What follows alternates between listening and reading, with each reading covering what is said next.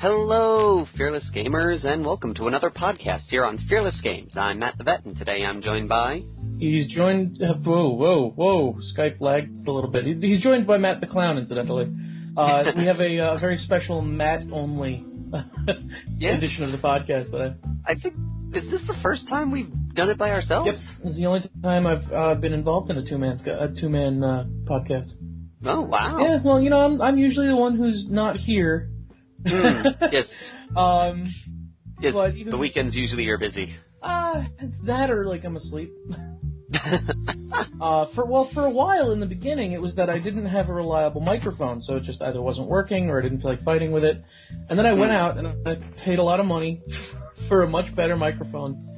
And then I got, like, I don't know, I was busy some weekends, I was tired other weekends. And then there were some times when, like, nothing was going on, I was awake, and I was like, well, I'm just gonna play Minecraft. Minecraft? You know, I don't even play it as much as I used to. When I first got it, I played it a ton. And I enjoyed the hell out of it. This was back when it was just in beta. And I was part of a community online that, like, a bunch of the guys there played it, so we would talk about it. And then, like, the first iteration of, like, multiplayer servers was released. And so we all got together and made a server.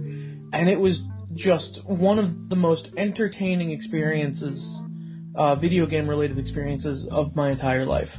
Was, like, early Minecraft multiplayer. Okay. Specifically with this group of people. I haven't tried multiplayer with other groups. I'm sure it's great. Because, like... We just didn't care about doing things in any kind of manner that wasn't absolutely chaotic and stupid. So, like, you know, we'd be building and whatever, but then, like, you know, there was one point where I decided I wanted to build an ancient sort of, like, tower of like, I kind of wanted to build like a Lovecraft-style tower that was rising out of the ocean and like a floating temple to, you know, whatever elder gods. But what I wanted it to, like, literally be like the water, like, underneath it. To be like, not, like, sort of like almost like the water dropping off underneath it so you could see it was rising out of the ocean. Okay. But, I couldn't figure out how to do that. So, I was talking to the guys on this server, and I was like, hey, who wants to help me find a way to, like, lower the ocean level just at that point? And this was during a time when, like, you could just sort of spawn stuff in multiplayer. So one of my buddies was like, all right, I got a plan, and he starts spawning in TNT, just blocks of dynamite, and we must have spawned in something like 30 or 40 stacks of dynamite. Stack is 64. So, I'm not going to make you do that math. I'm not going to make me do that math, but you can tell it's a ton. Yeah. And so we go down, we go down to the bottom of the water, and we start placing these, like, stacks of dynamite, down at the bottom of the ocean, and then just placing them up and up and up and up and up until we're at the surface. And it's just like this huge column of dynamite. And we set it off. The explosion was so great that it crashed the server for about 20 minutes. Like, everyone got booted off. And it completely shut the thing down. Like, it just completely shit the bed. And when we got back in, we had blown such a hole at the bottom of the sea that, it was basically just like there was no more water in general where I wanted to build. Like, it was just a huge waterfall, and I was like, this'll do. It was awesome. It was awesome. Those were, like, some of the best times. And then Phil and I we made, like, a little multiplayer server just for the two of us, because we were the only two played around here. And we were gonna build and just mess around, and then I was like, hey, what do you think will happen if we try and get the entire world blown up down to the bedrock? So we're like, okay, cool, so we start spawning in dynamite again. That's how you know you're having fun in a Minecraft server, if you're spawning in dynamite. after about 10 minutes of that, we both kind of got bored with it and started trying to prank each other with dynamite. So, like, I'm digging at one point, and he builds a little, like, shack of dynamite around me without me noticing, and he goes to set it off. But I knew the teleport commands, and he didn't, so I teleported him in there with me, and myself out to, like, the spawn point before it went off, and he died. It was great. Oh, it was amazing. It was really good. That's good.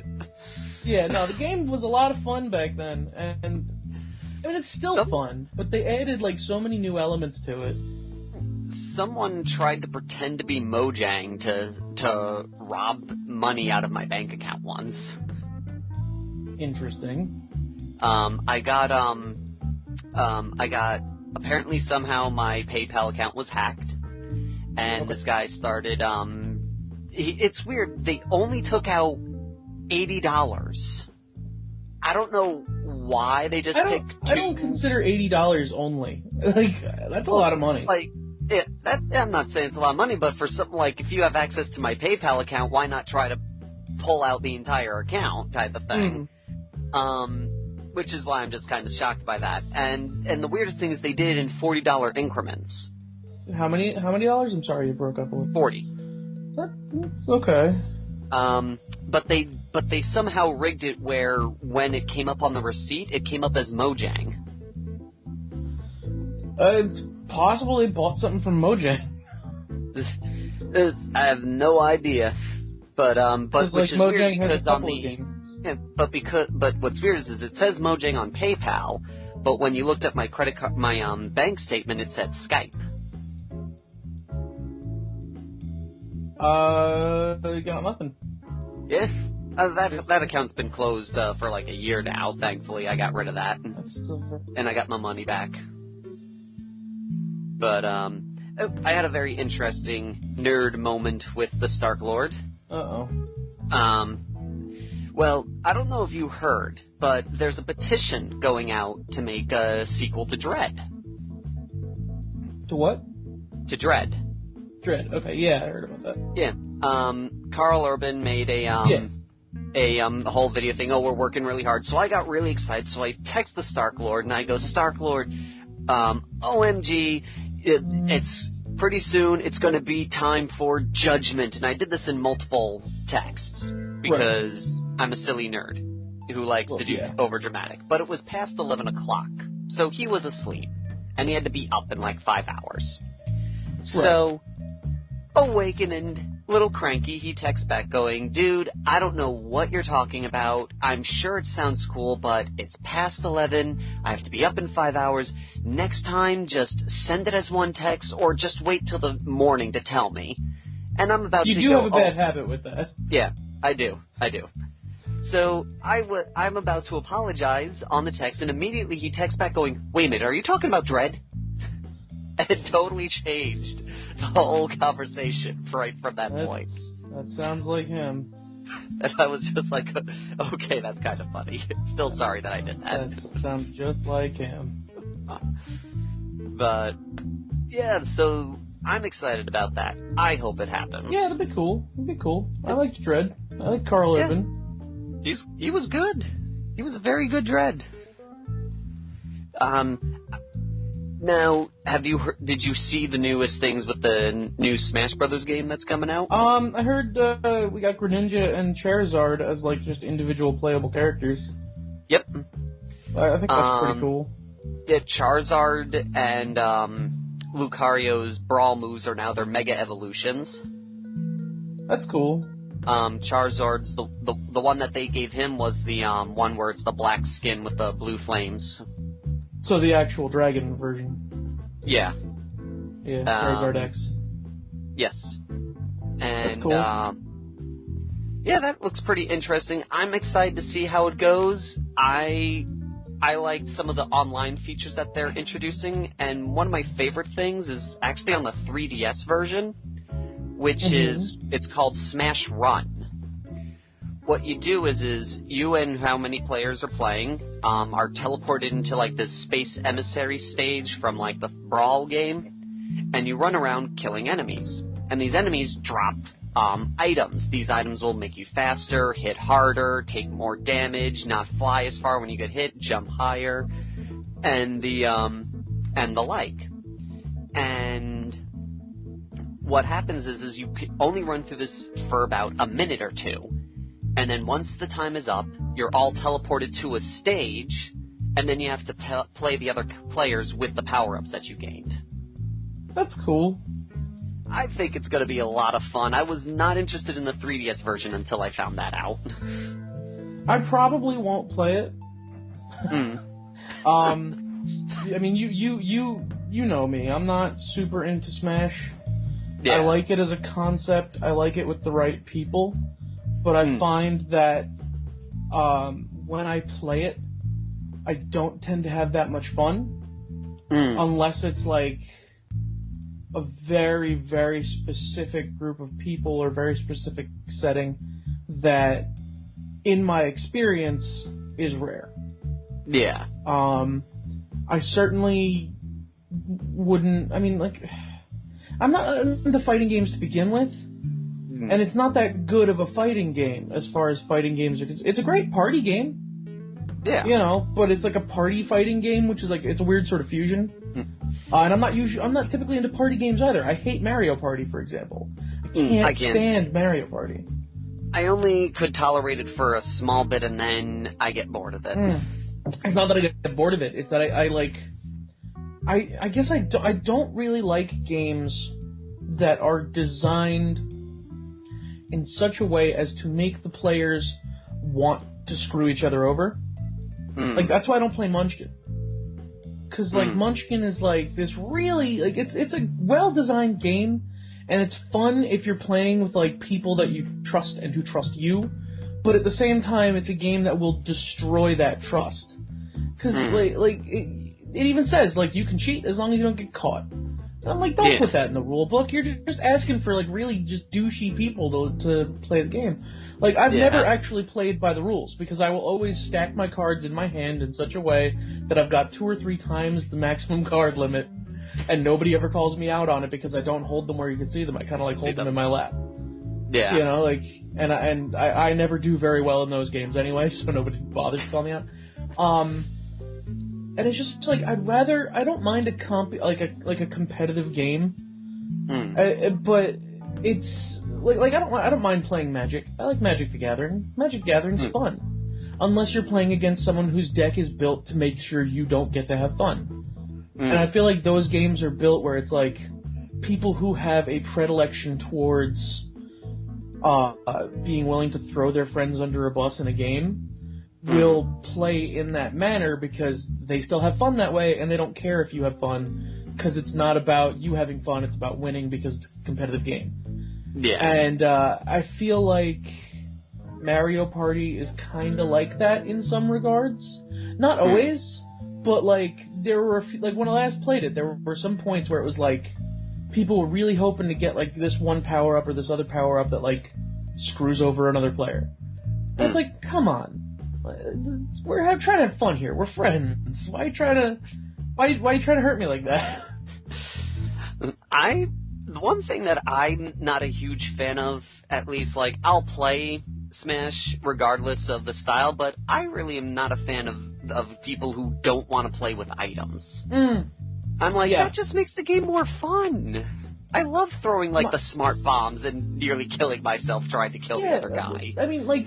My problem, that's basically my major problem with a lot of Smash players is they'll turn off items, they'll only use one stage, and then like they all tend towards 1 or 2 characters that are very strong in the meta. Yeah. And it's like you're taking out half the game. Yep. Well, I like if some you want people to play a game like that, just go play like Guilty Gear or like Marvel vs. Capcom. Like play an actual fighting game. Yeah. Well, I like when I was playing with items in one video and one guy was like, "You're playing with items?" I was like, "You got a problem with that?" He's like, it makes it so much easier to lose. It's like, well, if you can't play with items, then it's not my fault you stink with them. They talk about how it's like unbalanced and stuff. It's like, it's not meant to be balanced. The guy who made the game outright said it's supposed to be a fun, casual game. Yeah, it's like, oh, I hate brawl moves. Brawl moves make you insta-win, so get it first. Yeah, it's the same problem with. I mean, it's a little bit worse with Smash, but it's the same problem with the Pokemon competitive community. Like, they have this really arbitrary list of banned Pokemon because some Pokemon are really, really powerful or have like a game-breaking ability. And yeah, I get it. You want to have a Pokemon tournament. You know, you want to keep some level of fairness, but at the same time, like, okay, you think Garchomp is really powerful and game-breaking? Go get a Garchomp. Yeah.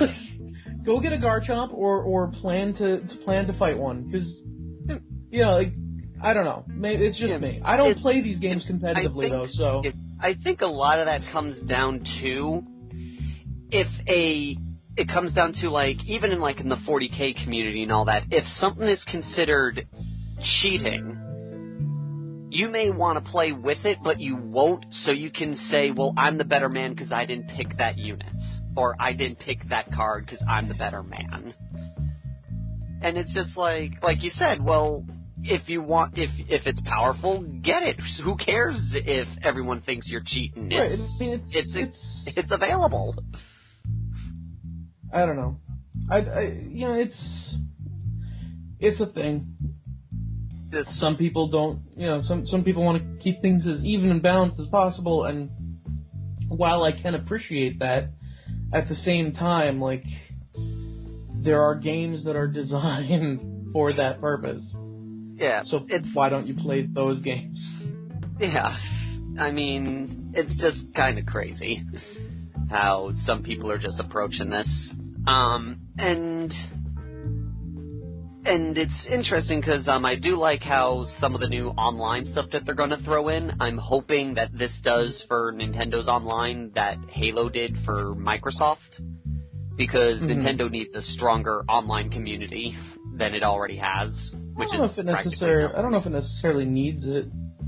I think that one of the things, I think they'll get a little bit better support from some companies if they had a little bit stronger online, because I know some of them have said that's one of the reasons why they don't give, like, there was one game they took out the multiplayer because they're like, well, we don't like the online community on them. Which game? I think it was Batman. I know they did for Batman, and I think they did it for one of the sports games. They took out the online play. You see, when it comes to Batman, that actually... Well, the Batman multiplayer wasn't good. Well, I was going to say, like, that doesn't actually bother me, because I find that a lot of games in this current era, I guess you could call it, have multiplayer for the sake of having multiplayer. Yes. For example, Batman. There's no reason for Batman to have multiplayer. BioShock. If you're playing BioShock for the multiplayer, you're playing BioShock for the wrong reasons. And isn't that a survival horror game? It's not really necessarily horror. It's more of just like a sci-fi. It's fun. You should play it. It's hard. It's one of those games that's like really hard to categorize, because like there are horror elements in that there are some scary things going on, but it's not necessarily a survival horror game because you're not necessarily made to feel like it's particularly bleak. But like, these games, BioShock, oh god, I'm blanking on other ones, but there are like a bunch of adventure games that are coming out that have these like multiplayer elements. It's like, yeah, I get it, people like multiplayer, but at the same time, like, it's mostly the publishers that are doing it. It's not even the developers. The publishers are saying like, hey, you got to put multiplayer in because they assume that people won't buy it without multiplayer, and it's like, I don't even think about multiplayer when I buy these games. If I want multiplayer, I'll consider it with, like, Dark Souls. I bought Dark Souls because I knew it had solid multiplayer elements that changed the game significantly. Okay, and isn't that the one where you can jump into another person's game? Yeah, you can summon other people or be summoned into other people's games. You can, like, invade people eventually. Like, it's cool. Like, half of Dark Souls is the multiplayer elements. But it's not a separate game mode. Like, you play Dark Souls, and if you are online, connected to the internet, the multiplayer things are active. You know, like, they're... Yeah. Sort of like with the new Watch Dogs game. Sure. Supposedly in that one, it's going to have, like, a similar thing where you can try and hack into other, quote-unquote, hack into other people's games to throw elements into it. And the thing is the more you hack, the more your game is open to getting hacked, and the less you hack, the stronger your defenses are for someone to try and break in. That's cool. But yeah, so, like, Dark Souls, it has the really good multiplayer options. I got it because I liked the sound of all of those multiplayer features. When I bought BioShock Infinite, I didn't realize there was multiplayer until after I had the game, and I went, who the hell's playing multiplayer? Like, the multiplayer for BioShock is you're running around shooting guys. You know how many multiplayer games that you're running around shooting guys in? The only reason you would want to do multiplayer in a BioShock game is to run around and shoot guys in the BioShock setting. You know when you're running around shooting guys in the BioShock setting? Do you know when that happens? Do you know when that happens? Playing the game. When you're playing BioShock. When you're playing BioShock, you're running around in the BioShock setting and shooting guys. So you're already doing multiplayer for that. You don't need it. Incidentally, that's another reason I bought this microphone, because I could get the whole, like, up close to the microphone to get a different sound effect. But no, seriously, like, I mean, yeah, maybe you want to fight like another human being in BioShock, but I mean, that's got to be the minority of players. Yeah, no, there are some games where I'm just like, I don't see, like, the appeal of it. Like, that's one of the reasons why I stopped doing Call of Duty, because I was just like, I don't want to shoot other people. I want to play a game where I'm in World War II or something. You can't deny that the whole point of Call of Duty, at least at this point, is the online multiplayer.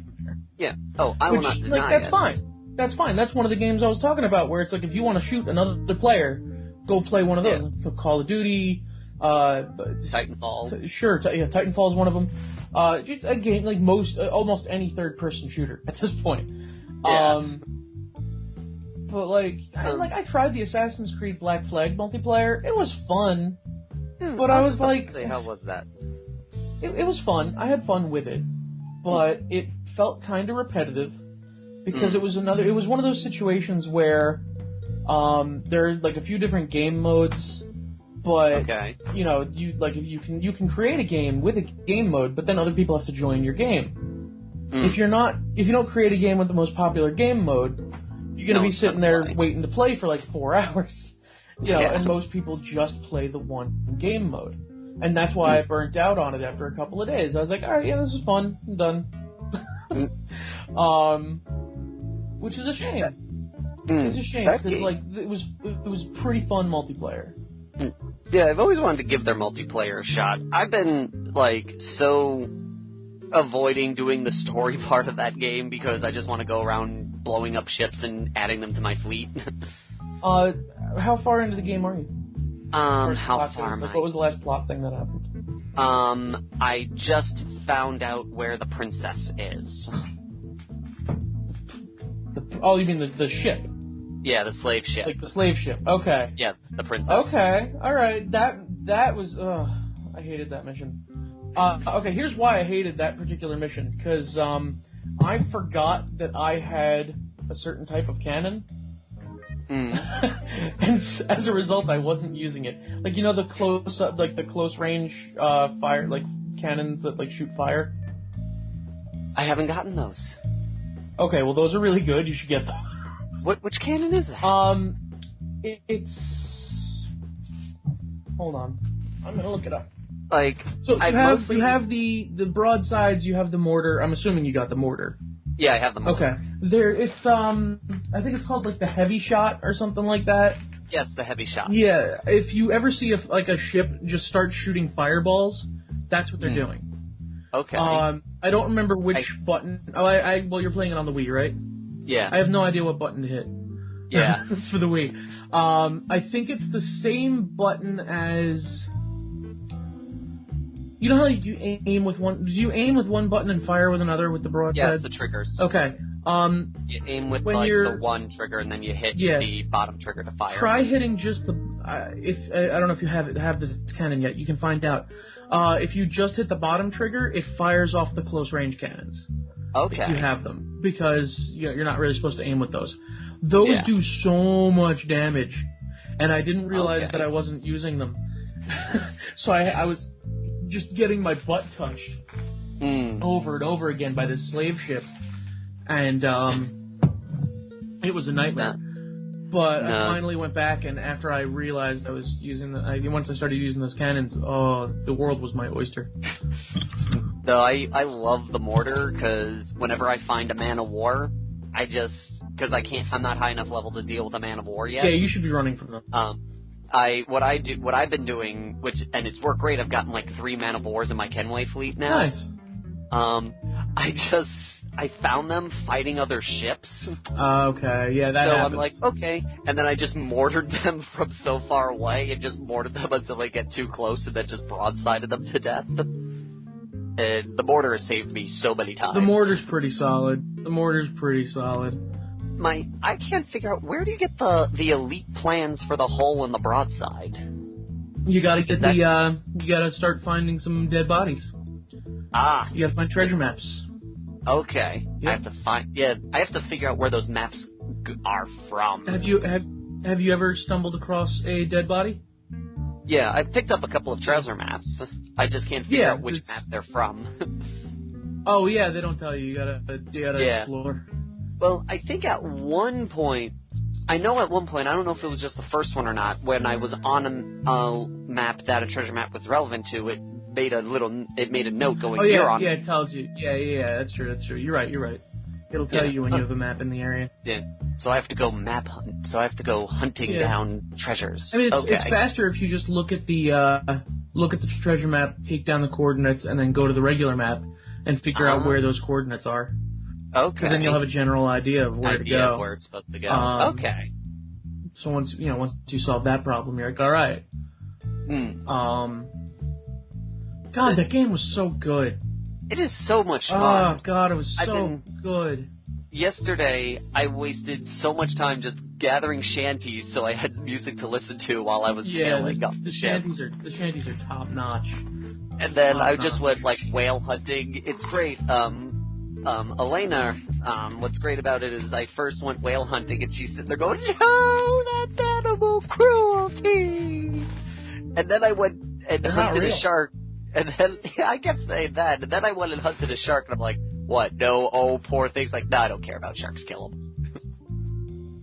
I was like, oh, gee, you're real nice. Your girlfriend's a hypocrite. Your girlfriend's a hypocrite. It's like, it's okay when it's a whale, but when it starts eating people, then it's a problem. Most sharks don't even eat people.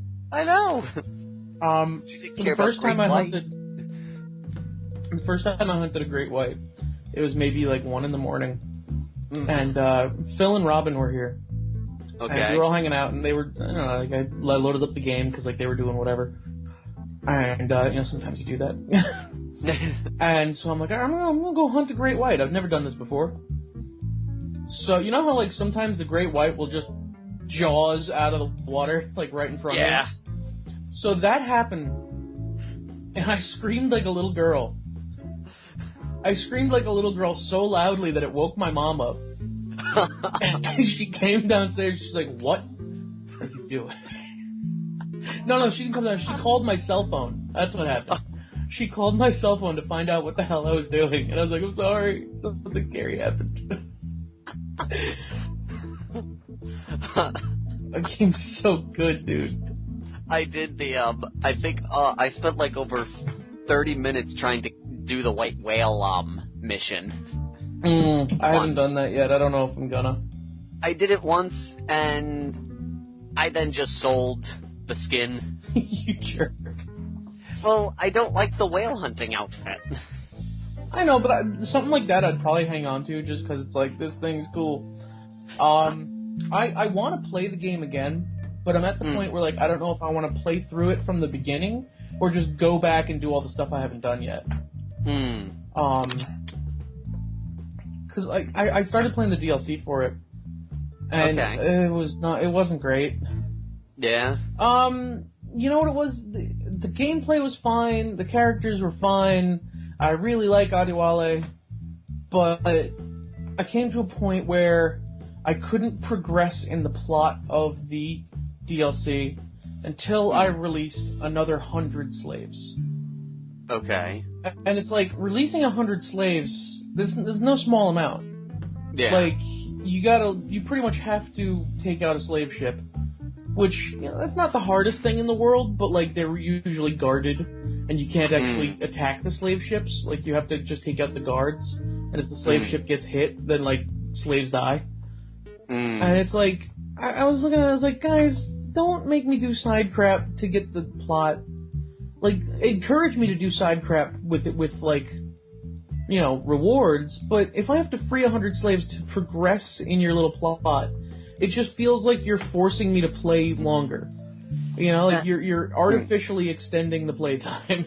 That's kind of how I felt in some aspects with the last Zelda game.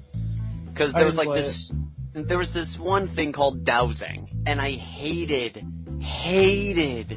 dowsing so much because it was so hard. It was so annoying to figure out where the thing was, and I could just never figure out how anything was, and I just felt like they made this harder just to make the game feel longer. And then there were elements like there was one scene where you go up to one of the characters and the character's like, oh, you know, I've got this thing. Oh, you need to go get this thing. I'm like, okay, I have to go retrieve a thing. It was on the complete opposite side of the world where I started. So it's like, so wait, you made me go across the map just to go back the other way so I can come back this way again so I feel like I'm playing for longer. And there's no fast travel options or anything? Not in the map itself. There's fast travel points to get from one map to the other, but you have to, like, leave the world, and then you couldn't when the quest is going on and stuff like that. That's annoying. That's and it was in a water world, so I had to swim, and swimming is not as fast. Right. That's one thing I like about Dark Souls 2 that they added, is every time when you light a bonfire, you can then fast travel between that bonfire and any other bonfires you've lit. That's cool. And I'm like, I mean, there was a little controversy about that amongst Dark Souls players, because, like, in the first Dark Souls, you could do that eventually, like, you had to get a specific item to be able to do that. So being able to do it from the beginning, they were like, oh, they made it easier, and there was a little bit of, like, a butthurt feeling to it. But part of why I never got far into Dark Souls 1 was because if I wanted to go spend my souls to, like, level up, well, I mean, it was different. You could do it at a bonfire, but, like, let's say I wanted to go back to an area I'd been to. Well, you know, I've rested at a bonfire. All those dudes are going to be back. I'm going to have to go wade through how much crap to go back to where I've been. I'm not doing that. And, like, it made everything just feel so much more tedious that I was glad to have this fast travel option. Because tedium is, like, the worst thing in games. Oh, yeah. To make something tedious is suicide. I actually played only the first Dark Souls, and I can't get past the first drop after you leave the prison. I just keep getting killed by skeletons. You're probably going the wrong way. Probably. Because I remember those skeletons, and they just kept wrecking me, but then I found out that I was going the wrong way. If you get past those skeletons, you get to, like, a really cool spear. But, like, that's not, you don't have to go past them at that point for the plot or anything. Yeah. I just picked a random direction and went. Yeah, same. That was another problem I had with the first Dark Souls, was that there wasn't a whole lot of direction, so I didn't really know where the hell I was going most of the time.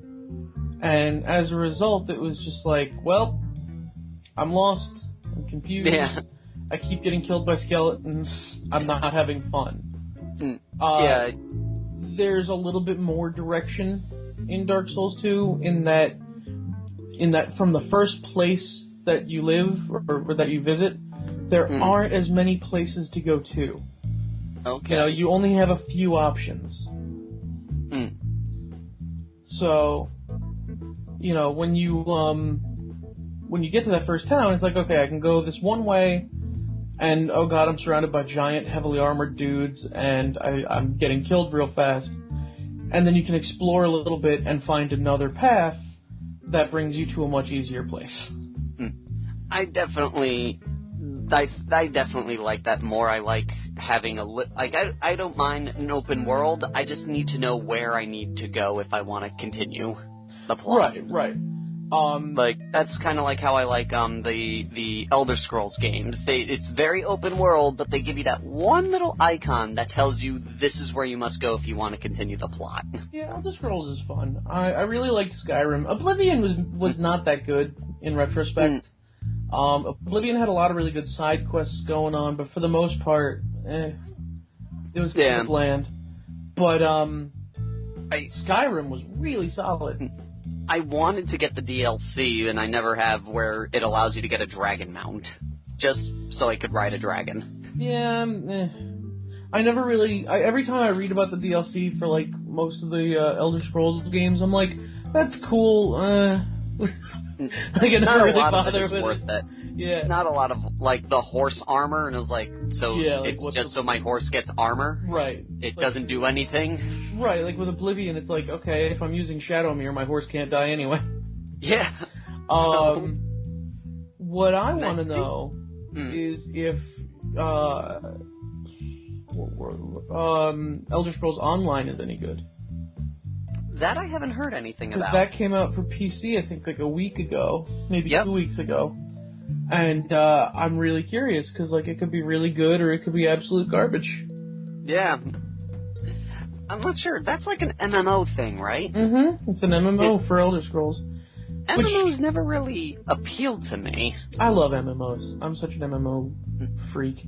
But what gets me is, like, you play an Elder Scrolls game, and I'm not gonna lie, half the reason I play an Elder Scrolls game is for the bugs. The bugs are funny. Like, you know, like, there's a bug in Skyrim where if you put, like, a basket or a bucket over a guard's head, and then do, like, a bunch of illegal crap in front of him, he won't actually be able to spot it. Because he can't see. Right. You know, they acknowledged that it was a bug. Like, shortly after it came out, they were like, yeah, no, that's a bug. But then they immediately followed with, but we're leaving it in. Yeah. It's a good bug. Yeah, it's great. Or, like, when you would kill certain... You know that? When you would kill certain NPCs in Oblivion... And when they die, they'd explode into these, like, awful nightmare creatures for a few minutes. You remember that?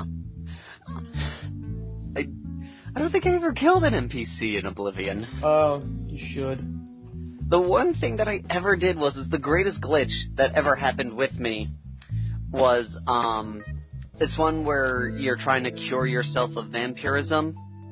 Uh-huh. And eventually you have to fight this old witch, or something happened, like the witch wouldn't give me something, or something or another, and I had to kill her. Or, no, I needed to, something that happened where she eventually decided she needed to kill me. But if I snuck up behind her, and then quickly hit the spacebar button, she wouldn't try and kill me. But as soon as the thing was over, she'd attack me. That's funny. And I was like, no, you just told me be on my way, have a nice day, stop trying to kill me. Yeah, someone ran into some problems in Dark Souls 2. I was reading about it, where, there's this item called a bonfire ascetic, that if you throw it into a bonfire, you basically make the area around that bonfire worse. Okay. Like, you put it into New Game Plus mode, and then if you do it again, it's New Game Plus Plus mode, but just for that area around that bonfire. If you do that to, like, the main little town 3 times, so it's like New Game Plus Plus Plus, you get access to a suit of, like, the guy who sells armor will sell you a specific set of armor that, like, it's basically butterfly armor. It's ridiculous looking. But what it does is it increases your jumping ability, so you can jump like 1 million feet, and you constantly like poison things that are nearby you. Okay. So this guy buys this armor, He puts it on. He starts running around in the main town like, I'm a butterfly. And then everyone starts attacking him. He didn't realize that it wasn't just a poison effect for enemies. It's just a poison effect for everything. So, like, all the friendly NPCs start trying to kill him, and he can't figure out why, so he's trying to run from them, and then, like, you know, he leaves the area, and he comes back because he's like, let me see if they still like me. And they don't. And so it came to the point where he was like, have I screwed myself completely? Because, like, they wouldn't stop attacking him anytime he went back to town. It turns out there's an NPC that can, like, pardon you of that. Like, they'll reset, like, NPC aggro levels, but it costs, like, hundreds of thousands of souls. So, like, the guy really screwed himself by accident. That's funny. Yeah. That's good. Let's see. So, find this thing funny. Just because my brother just saw Captain America, too. Oh, so good. And he didn't know that there was going to be a sequel to Avengers. And he didn't know Guardians of the Galaxy was a Marvel movie. He thought it was just a cheap, half-done action film. Okay, well, he's a bad person. Yeah, I said, no, that's this. You know, they mostly deal with this, and this, and I mentioned Thanos when we were talking, and he goes to me and goes, I still say that the dude at the end of Avengers is Red Skull and not Thanos, and that he was just teleported into space. And I was like, okay, no, that's Thanos. The Red Skull was teleported into space. That is a fact. That is a fact? Well, if you look at it, if you look at the effect that they use, it's the same effect as the Rainbow Bridge. Okay. Yeah, he was just transported. But your brother, that guy is absolutely Thanos. Exactly. I showed him a picture of both, and he went, "No, they're the same person." I'm like, no, one has a nose, and one is purple, and right, three. They also call him Thanos. They haven't said his name in the thing, but I believe, everybody under the sun who's worked on it has said it's Thanos. Yeah. And he went, well, I'll believe it when I see it. I was like, okay, now, go ahead. I'm going to say I told you so when it comes out, but I'm going to go on record here saying I am not disagreeing with you that Red Skull can return, because he can, because he has. Incidentally, I'm fairly certain that the Tesseract is the the space infinity gem. Because it's been confirmed that the Aether from Thor 2 is the power infinity gem. Okay, I thought the red gem was was soul. Nope, red gem is power. Soul is purple. Soul is purple. Okay. Soul. I know soul isn't red. I think space might be supposed to be purple. I don't know. I looked it up the other day. Okay. But at first I thought maybe the Tesseract was like mind or like reality or something, but it's almost definitely space. Because if you think about it, the Red Skull, when he picked it up, he got transported, and then the whole point of Avengers was using the Tesseract to open a portal in space for an army to bring the Skrulls in. So I'm like 99% certain that thing's going to be the space gem. I'm also starting to suspect that Loki's staff, like the stone on that, I'm starting to suspect that might be the mind gem. Because he does take over people's mind. Right. But who knows? Yeah. It's hard to tell with the Infinity Gems. They're crazy, because they're all magical, mystical powers of beings. Yeah, I can't wait to see how they do that. Yeah. I actually just read the Infinity Gauntlet, just to get myself, set up and ready for when it happens.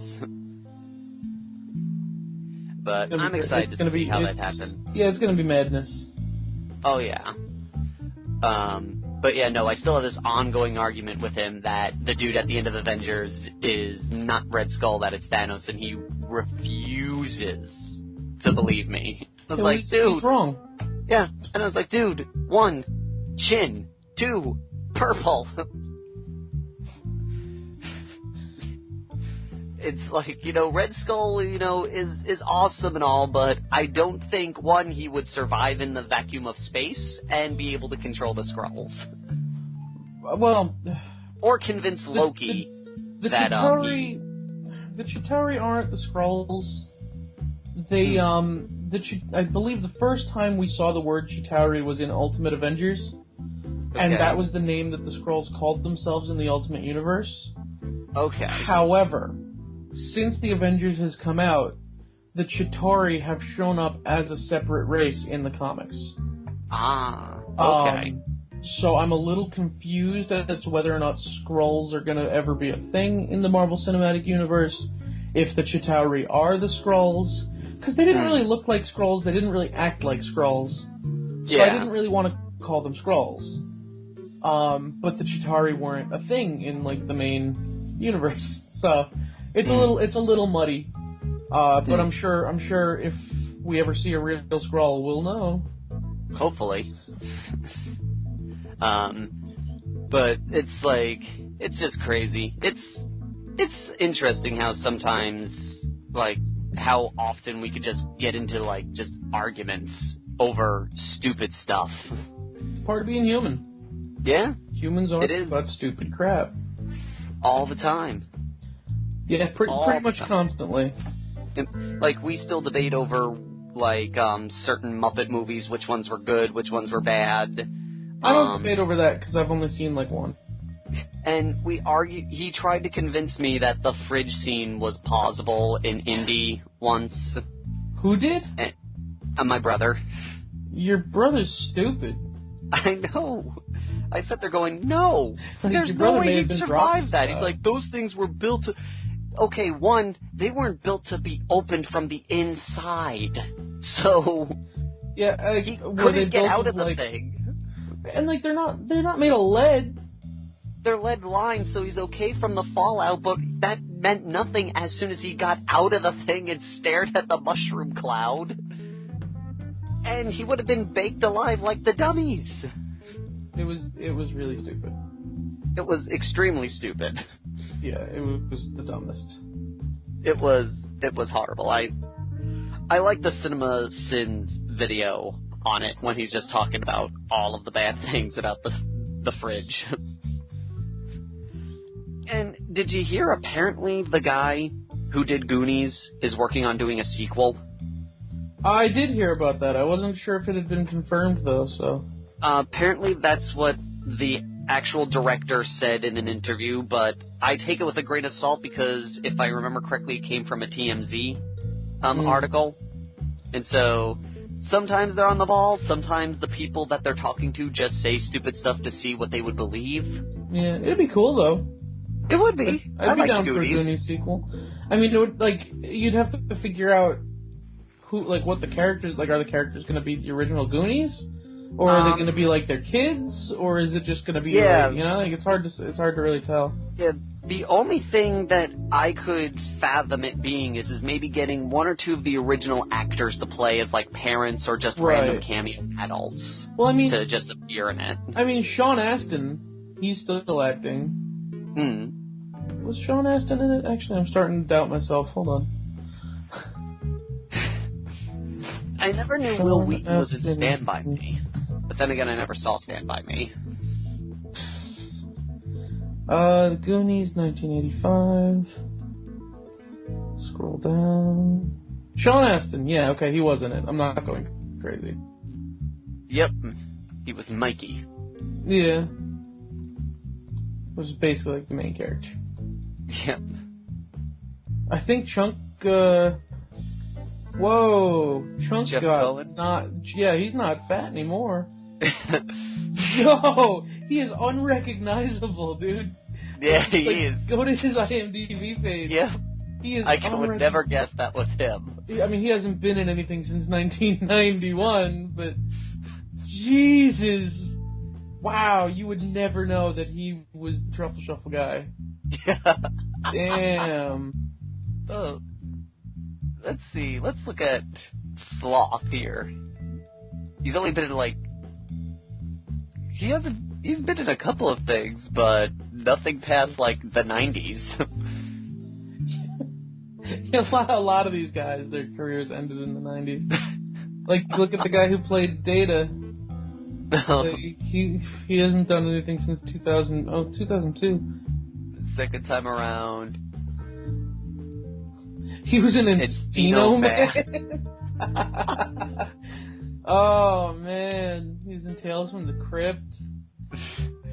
The only reason he was in Goonies was because Spielberg was like, wait, I remember him from Temple of Doom. Let's throw him in this movie. Oh, God, I can't believe you just said that to me. That's apparently the reason. And that was the reason why LaBeef Lips was in the new one, because he's like, he did alright in the first Transformers film. Let's put him in this film. Oh, God.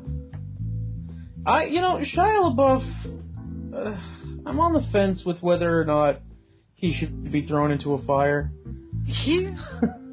The one thing is, like, there was one film that he did, Eagle Eye. I never saw it. And I was like, you know what? I only tolerated him in this film because he wasn't going, no, no, no, no, no, no, no, no, no. And he wasn't, like, screaming at the top of his lungs and acting like, no, look, listen, understand the things coming out. No, quite. Like, he was very much straight acting it. And he's not necessarily a bad actor. He's not bad. The problem that I have with him now is that he's sort of lost his mind, or wants people to... here's what... It's not so much that I'm certain he's lost his mind. I can't tell if he has actually gone off the deep end, or wants people to think he's gone off the deep end. Because, like, some of the stuff he's doing, it's like, wow, he must be crazy. Or he must be looking for attention. I really can't tell. And that bothers me a lot.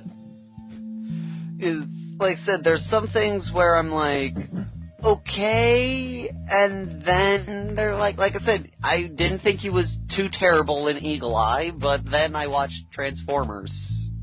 He wasn't really that bad in Transformers. Part of the problem with Transformers was the script. Yeah. Like a lot of his, like, frantic stuff might have been direction. You can't really tell. Yeah, no, like, I can't, like, there's some things, like I said, like, I've seen him in one or two things where I'm like, okay, maybe there's something there, and, maybe it is the script versus the guy. Yeah, he's not necessarily the worst. Yeah, but he hasn't done anything, like, really, like, wow, there's no hands down, this guy is good. In my opinion. Trying to think. I feel like there must be something, but it's hard to remember. Chris Evans. I like Chris Evans a whole lot. He's good. I remember when he was in Not Another Teen Movie. I do not, because I don't watch crappy movies like that. It was funny. I watch other crappy movies, like Insidious 2. Let me tell you, that was garbage. That movie was complete trash. Oh, man. Like, the entire Insidious, like, Insidious 1 was trash, too. I don't know why I expected 2 to be good. Oh, God, they have cool you know what it is? Those two movies have, like, some pretty interesting concepts. And then they just, like, they're like, alright, we got these two cool concepts down. Give me the paper we're gonna use for the script. I gotta wipe my butt. It's just like, what are you people doing? Oh, they have... I didn't realize they casted someone for Ultron already. Yeah. I did not realize that. Yeah. Speaking of, apparently, Marvel has released that there's going to be a movie coming. They, like, have a date for a movie.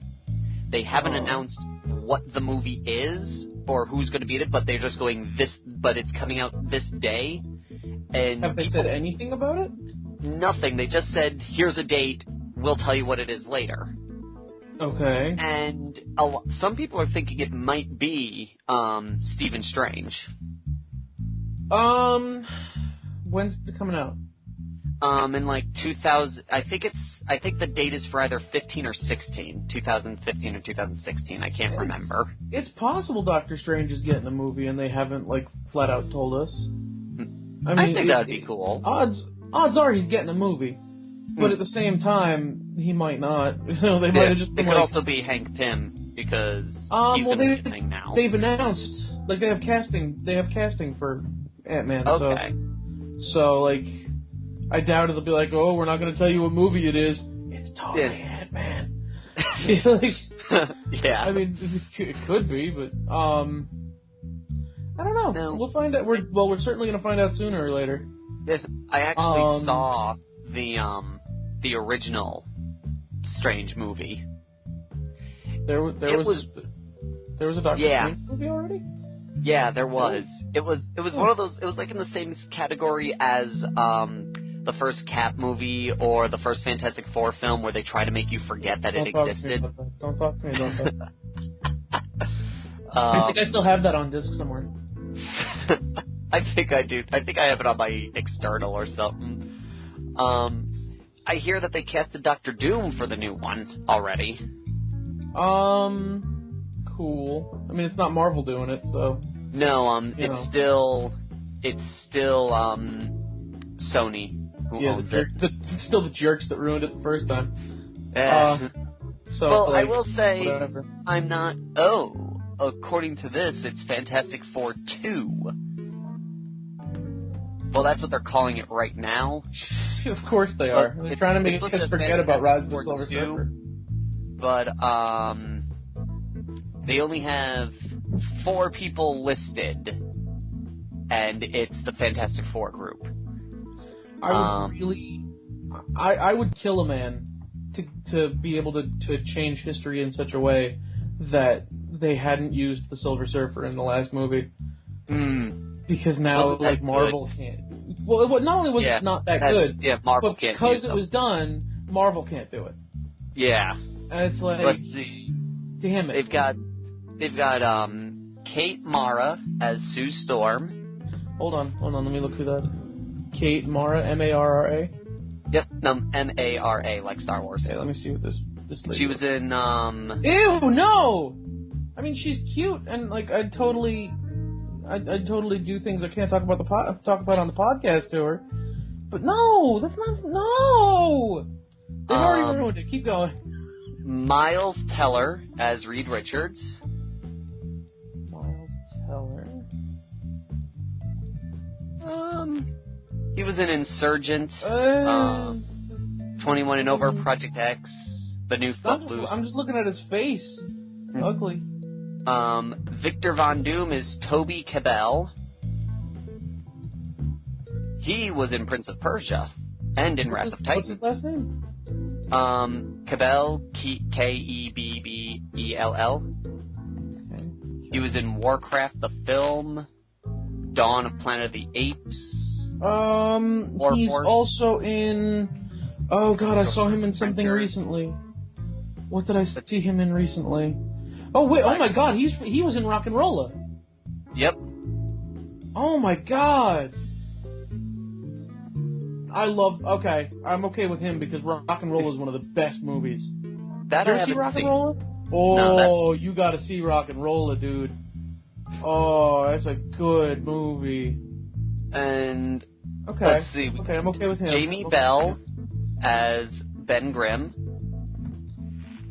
He hasn't been in. That's acceptable. I've seen his face before. And I've seen his face this one. And Johnny Storm is Michael B. Jordan. Michael. How is he supposed to be Sue Storm's brother? Hold on. Oh, you mean the black dude? Yeah. Adoption. Aren't they brother I'm okay and sister? Yeah, but adoption. There you go. Problem solved. True. I'm okay with that. I'm not familiar with the actor, but yeah, he hasn't been listed in anything. He was in Gears of War 3, Friday Night Lights. I recognize his face, but I will say that if he can act, he'll do fine, because he has that cocky. Oh, wait a minute. Maybe hold on. I need to see if he was in what I think he was in. Was he in Chronicle? Yes, he was. Yeah! I still got it. He was great in Chronicle, he'll be fine. Okay. He'll and be apparently a fine Johnny Storm. And they've been assigned for 2 films. One coming out next year, and one coming out in 2017. Okay. Hold on, Jamie Bell. I gotta look him up, because there's gotta be... Toby Cabell has only been listed for the first one, so... They're probably not... Depends on who's in that one. I'm okay with that. I don't want them to... What'd you say? He was in... Jamie Bell was in Jumper. I don't know that. Maybe that's Is that the one where they jump and... That's the one with, that's the one with Anakin Skywalker teleporting around. Yes. I thought that was a looper for some reason. No, you're stupid. Yeah. Yeah. Which is odd, because I've seen both. Maybe I know him from Jumper. He was Griffin, the voice of Griffin. And Griffin in Jumper. It's his face. I recognize his face. Yeah, I feel like I've seen him in a couple of things, but I can't remember. I don't know. I could be mistaken. Been in a lot of stuff. He's an oldest dude. The oldest film that I see him on right now is Billy Elliot as Billy Elliot. He's been 27 acting credits. He was in The Eagle. Yeah, I was looking at his IMDb. I don't know. He was in King Kong.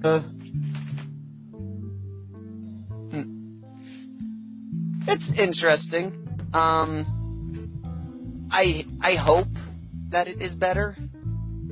I'm not going to expect it to be better. I mean, it won't be... It can't possibly be worse. Let's be honest. It can't be worse than what we've already got. Yeah. But at the same time... It could be exactly what we got. Exactly. It could be just as bad. Which is not good. Someone... I watched the riff tracks to the first one once. And when Ben Grimm gets out of the hospital and Reed Richards is like, "How you feeling?" They go, "Well, I have a sudden urge to fold my arms and clean things." When Dr. Doom is in the parking lot and the guy goes, "Maybe you should go back to Latveria," and he goes, "And thank you for that pointless line that tells me how to pronounce his country's name." Mm-hmm. It was a pretty fun riff track. It wasn't one of their better ones, but it made the film a little more entertaining.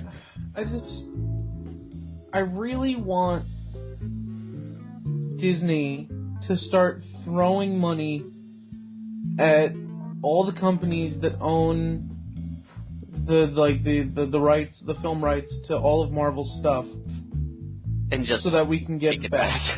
Yeah. Right. Yeah. Like, Disney, you have the money for this. It's a worthwhile investment. Why are they being so nice to these other people? I mean, I'm not gonna lie. I'm excited for Days of Future Past. I think it's gonna be entertaining. Is it gonna be good? Probably not. Is it gonna be fun? Probably. I heard Wolverine actually wasn't bad. You know, I have to admit to you, I bought it. Sight unseen. I purchased it like a couple months ago on Blu-ray, and I have yet to watch it. I've heard. I'm so much on Netflix and whatnot that when it comes to it's ridiculous. It's absurd. Mankind is just the worst, because I'm at the point where I'm so used to Netflix and Hulu that when it comes to opening a box, taking out a disc, and putting a disc into something in order to achieve 2 hours of entertainment, that's too much. That's too many steps. All of my ancestors are rolling in their graves. Just they would have to get up, put on pants, go outside, get in their car, get on their horse or hoof it to whatever location in order to achieve any level of entertainment. I can't be bothered to put a disc in a tray. I'll admit, I've watched movies on Netflix that I own on DVD just because. Because you're lazy. Yeah. I'm glad it's not just me. It's just such a shame, because, like, every now and again I'll look, I have this big drawer of DVDs that I've purchased in the past, and I look at it and I'm just like, this is my shame. This is my secret.